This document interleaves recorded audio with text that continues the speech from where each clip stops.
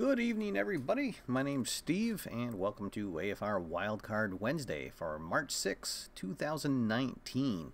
So tonight is going to be something a little bit different in that I'm not going to be actually playing through any games, but rather I'm just going to give you guys a quick overview of a project that I'm going to be beginning tomorrow and just sort of give you a insight and a look into what my thought process is as I set up my team for a season project.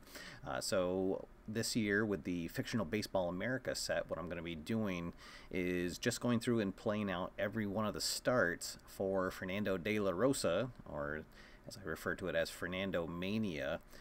This is team number 1 in the Baseball America set, and Fernando De La Rosa, this is now his 3rd year that he has been carded in the set. He started out as sort of a erratic rookie who had some very big highs and some very bad lows during that first season, and then it all kind of came together in his sophomore campaign. Put everything together, he had a really fantastic card.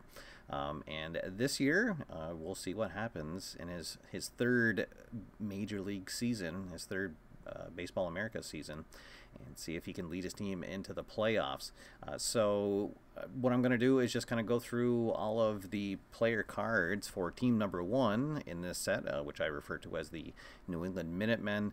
Kind of give you my thought process on how I decide what the starting lineup is going to be, what the pitching rotation is going to be, give you guys sort of a primer on what's going to be happening with this playthrough, and then hopefully you guys can tune in tomorrow. I'm going to be kicking off the campaign. I'm very happy to be on another Thursday play space over on the official PLAAY YouTube channel. That'll be taking place tomorrow night at 8 p.m. Eastern Standard Time.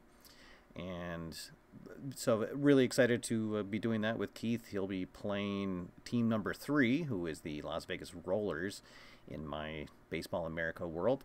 But for now, let's take a look at the players of your 2019 New England Minutemen. So, of course, the star of the show is Fernando De La Rosa. So his 3rd year, so his experience, he's a semi-prospect, and as you see, he's been downgraded from a ace to a star, so he will be giving up a few more runs than he did last year. He keeps his double flash, which is great because that'll be a lot of strikeouts, so anytime a flash check comes up, he will strike out that batter and then strike out the batter after him.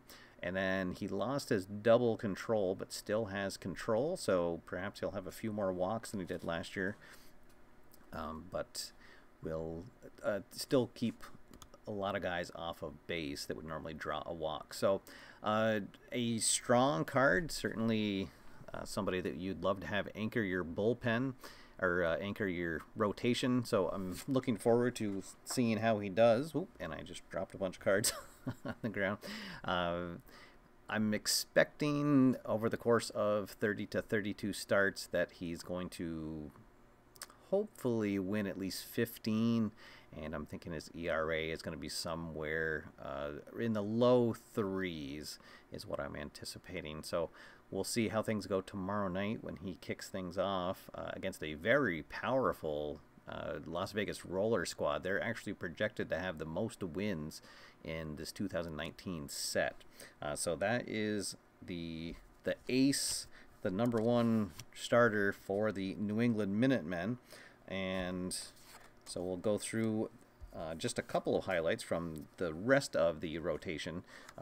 Luis Orozco is coming back this year. He was a player who was on the squad last year. He sort of had a very up and down season. He will be our number 2 starter, and he's got a nice little upgrade this year from last year. Last year he was actually a semi-workman, and this year he is a semi-ace. He has a full flash and semi-control, and he's an icon pitcher. So he'll be a nice solid number 2 pitcher for us. Mike Bradley is a new addition to the team. He has a star, flash, and semi-control, as also an icon. So a very strong 3rd pitcher in your rotation. Josh Cooper makes his way back into our starting lineup. He kind of bounced back and forth between the starting lineup and the bullpen for us last year. He will be our number 4 starter, semi-star, semi-flash. His experience is neutral as he's into his 4th season.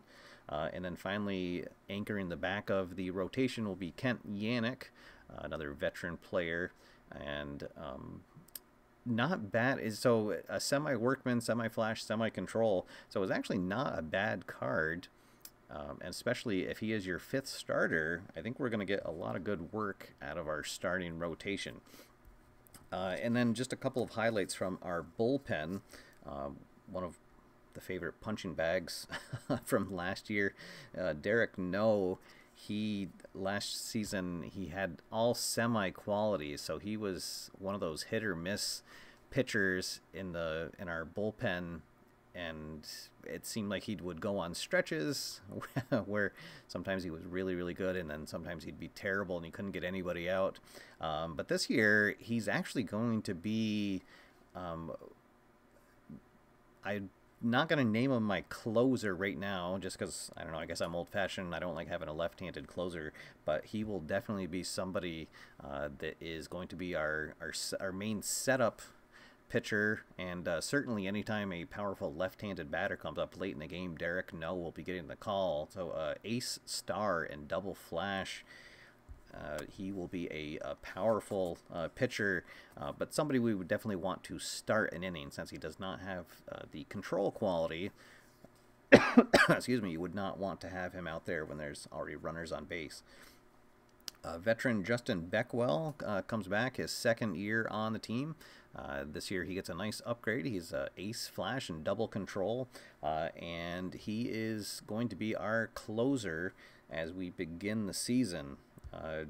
Really everything you could ask for on for your closer. I guess maybe like double flash for your closer, but he's going to be our end of the line. Hopefully shut down some games for us. And then the last relief pitcher that I'll talk about is the veteran Goose Clark. He's a well-traveled player. This is his 2nd year with the Minutemen, so he will definitely be somebody that we'll be looking for late in the game, 7th inning, maybe sometimes do some setup depending on who's coming up to bat. Semi-ace, flash, and semi-control, and a icon pitcher.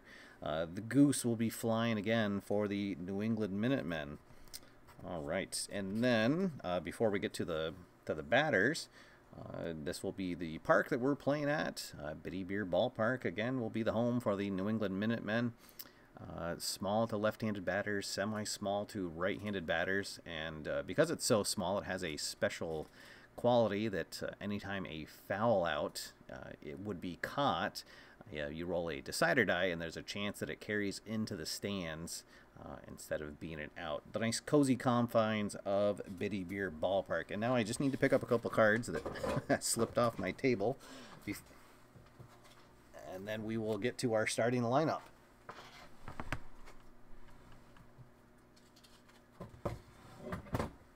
All right, there we go. Live TV, you gotta love it. All right, so this year there are quite a few changes with our lineup. There's been a couple players that have left, retired, were traded in the off season, and a couple players who have been upgraded. So our leadoff batter, at least as the season starts, is going to be Ronnie Sear, who was actually a utility player for us last year in his rookie season, but now he has kind of found his way with the bat. He replaces shortstop Kerry Nakamura, who was his contract ended last year and nobody has picked him up, so he's actually one of the free agents in the 2019 season. But as you can see, Ronnie Sear, a fantastic shortstop. He's semi-gold. And then at the bat, he's a semi-champion and semi-hero and a full scrapper. So I'm expecting him. He's going to be batting somewhere probably in the 315, 320 area, hopefully, if the dice fall for him. He won't be hitting a lot of homers with the scrapper quality, but that's okay because he's our leadoff batter, and we just want him to get on, and so that the batters behind him can knock him in. So he will be our leadoff batter. We start the season batting second, and playing at second base will be Nick Griffiths. He's returning this year. I believe this is his 4th year on the team. So as you can see, a really great card for him. All positive qualities: hero, semi-champion, semi-slugger, and semi-patient. And he's full active, and he will be semi-gold. So we have a good defense up the middle. That was actually one of our weaknesses last year, or not really a weakness, I guess, but it wasn't a strong suit for us. But this year we have 2 semi-gold players right up the middle at shortstop and second. So that should help us in close games. And Nick Griffiths probably will be our best overall batter for the season, as far as a combination of stolen bases, power, and average. So looking for him to really set the tone for us in that second slot.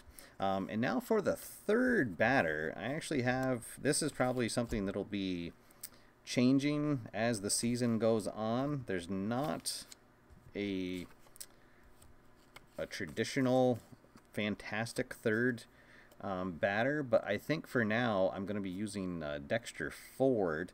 And here's Dexter.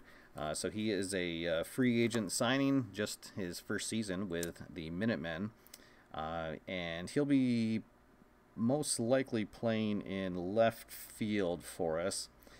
So as you can see, semi-hero, semi-slugger, semi-home run king, and full eager. So he'll have a lot of pop in his bat on certain days, but then on days when the decide or die does not go his way, he will not.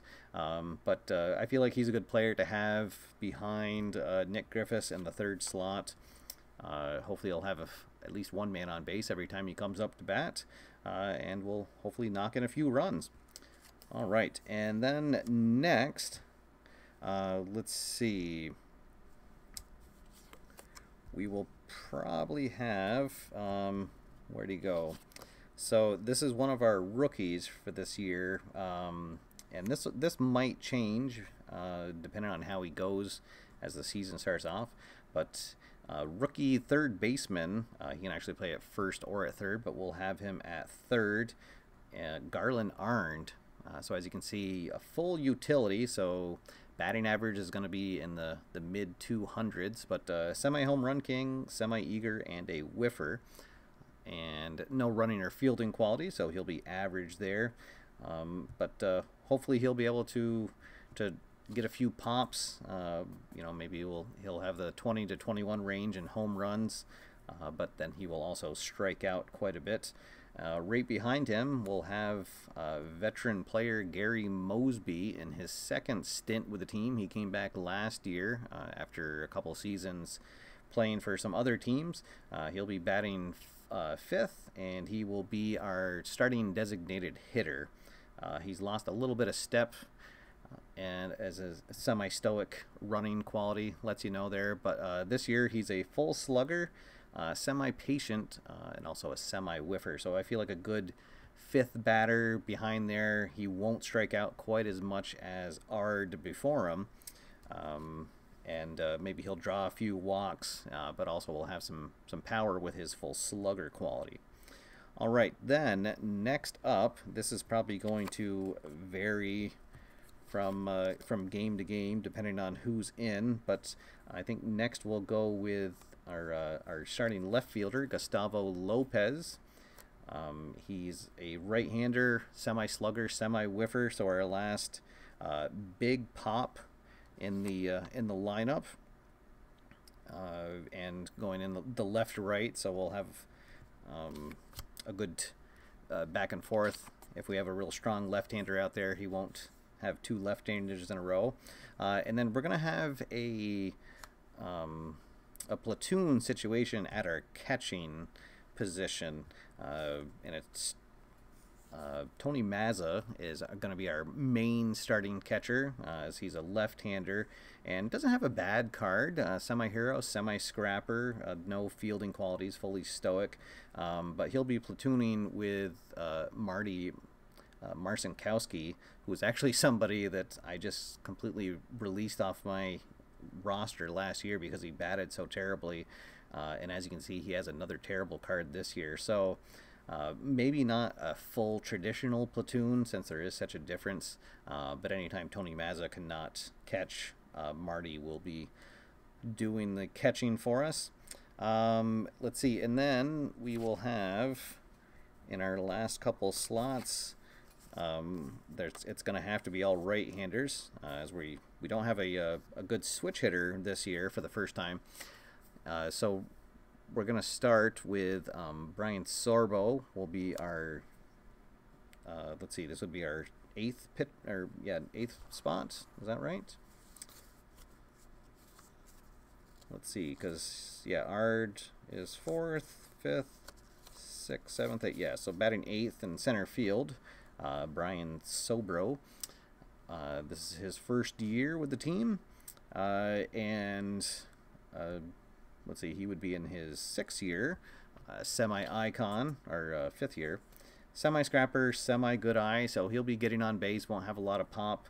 I do worry about him being semi-stoic in center field, so it's possible that he might rotate out with some of our other outfielders late in games when there's a close game and we're in the lead.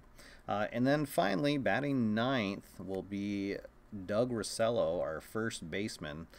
And as you can see, he had a big drop in production from last year. Last year he was, at times, he was our cleanup hitter, but this year the only quality he has is semi-utility, so he's going to be batting probably below 250, and won't expect a lot from him, but that's why he's down at the number 9 spot, and rounding things off for our lineup. The other two batters who will be coming off the bench, Jorge Gonzalez will kind of serve as a utility infielder. His main position is shortstop, but he'll be able to play anywhere on the infield. Nothing doing with the bat there, and he's semi-stoic, so not even somebody that I could really bring in for a pinch runner. And then the most interesting bench guy of all is Duncan Otto, veteran player. He was a third baseman and has kind of bounced around. He played a lot of outfield for us last year. And as you can see, he has a card that is just a mishmash of everything. So there's going to be days where he's going to look lights out, as he does have the semi-home run king quality. However, he's also a semi-sad sack, semi-utility, and a semi-scrapper. So definitely not somebody you want in your lineup every day, but an interesting person to have on the bench. We'll be able to have him come in and fill in any spot, really. All the outfield spots, the corner infield spots as needed. And he is a veteran player, so he has the icon quality for his experience. Semi-stoic, so not a great runner. So again, we will not have any real threat off the bench for stealing bases. But that is the lineup and the bench for our Minutemen for the 2019 season. All right, let me bring myself back up here in the middle. So so there you go, guys. So that's a quick look at the Minutemen for the season. I'm hopeful that it'll be a positive season. We'll kick it off tomorrow night with Fernando De La Rosa facing the Rollers, the Las Vegas Rollers. And so what I'm going to do, the Baseball America set, it comes with a projected win-loss record for each of the teams, and because I'm just doing the playthroughs with one pitcher, what I'm going to do the rest of the games, I'll go like every 10th game, I'll roll a decider die to see if the teams are performing at where their projected record says they should be, and if not, then I'll roll a d6 to see how many games off of that pace that they are, just to kind of give myself a little idea of how the season's going for the rest of the teams, and then assuming that De La Rosa pitches well, hopefully we'll have some playoff games to showcase as well at the end of the season. But I'm anticipating this being a couple month-long project. maybe a 3-month project. I'll post some updates on the news, and maybe once in a while I'll do a new show on Fridays and call it Fernando Fridays and do a couple of live shows with Fernando Mania. I'll let you guys know how he's doing. And then, of course, I'll probably do a couple Wildcard Wednesdays with Fernando as well. So, so there we go. So a little something different for Wildcard Wednesday. I always like to try something different, and I thought maybe this would be interesting for you guys to see what my thought process is when I set up my lineups and my rotations for a fictional team.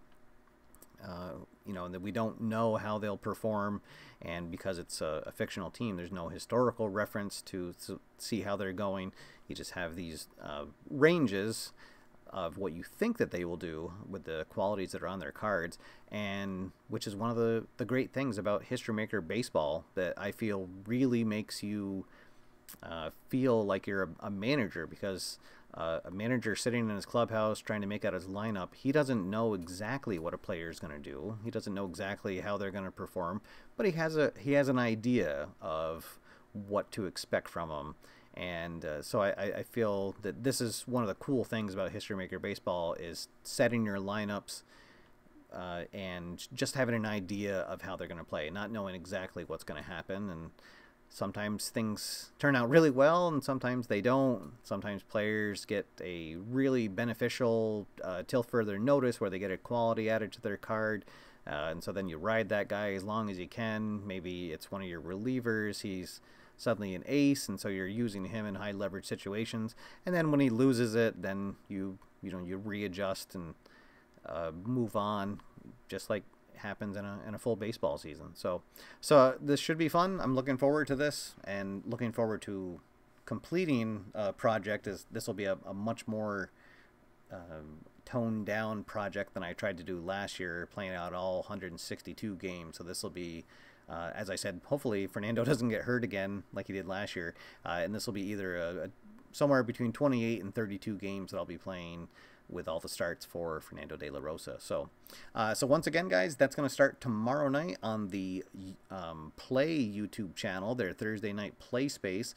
There's a link down below to the PLAAY YouTube channel. So tomorrow night, March 7th at 8 p.m. Eastern Standard Time, see the beginning of 2019 Fernando Mania. Well, all right, guys, that is all for now. Thank you so much for tuning in, and we will see you next time. But until then, get out there, have fun, play games, and I will see you after further review.